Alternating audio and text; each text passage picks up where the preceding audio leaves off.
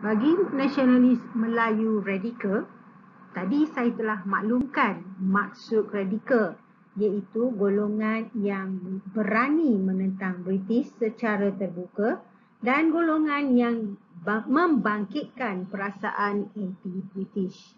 Jadi mereka ini inginkan negara ini dibebaskan. Yang kedua, ingin menyatukan tanah air dan enggan berkompromi dengan penjajah. Artinya di sini mereka enggan bekerjasama dengan penjajah kerana mereka inginkan negara yang merdeka. Dan mereka juga ingin supaya hak semua kaum tidak hanya terhad kepada satu-satu kaum sahaja. Mereka juga inginkan kebebasan bersuara, kebebasan berhimpun, termasuklah menerbitkan akhbar. Apabila adanya penentangan daripada golongan bukan Melayu dan golongan Melayu radikal, maka kerajaan British terpaksa juga mendengar permintaan daripada golongan ini.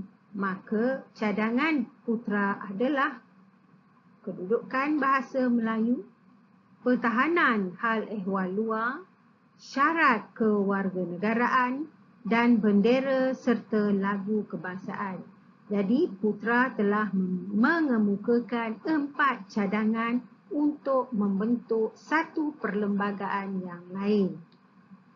Selain Putra, AMCJA juga telah mengemukakan 6 cadangan.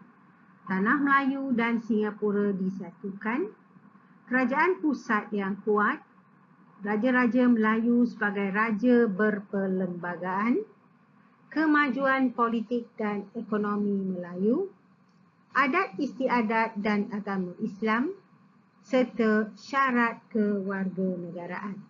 Jadi kita lihat di sini, gabungan Putra dan AMCJA telah mengemukakan cadangan mereka yang akan dibawa kepada perbincangan dengan British yang kemudiannya kita panggil dengan nama Perlembagaan Rakyat.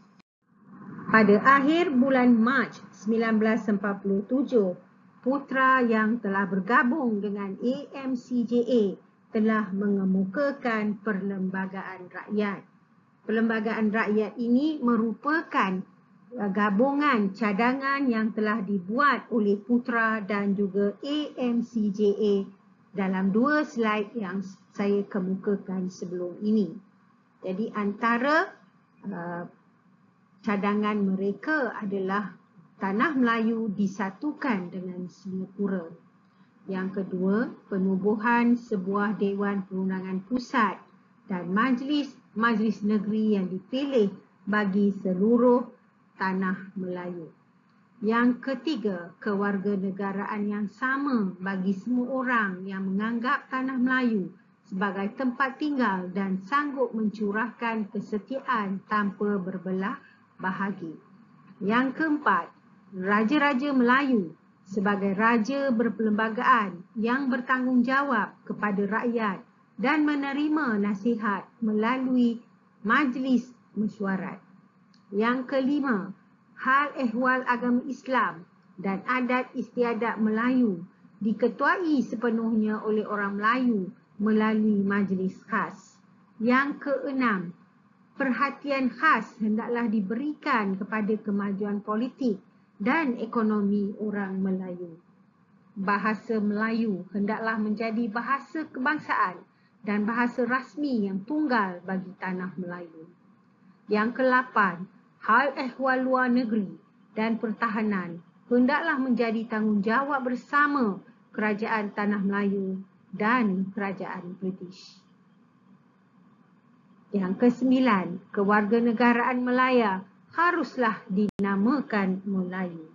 Dan yang terakhir, warna merah dan putih haruslah dimasukkan sebagai latar belakang bendera kebangsaan Tanah Melayu. Putra dan AMCJA kemudiannya menyerahkan Perlembagaan Rakyat kepada British. Namun, Perlembagaan Rakyat telah ditolak oleh British. Di sini British telah menerima perjanjian persekutuan Tanah Melayu yang membawa kepada kelahiran Persekutuan Tanah Melayu pada 1 Februari 1948.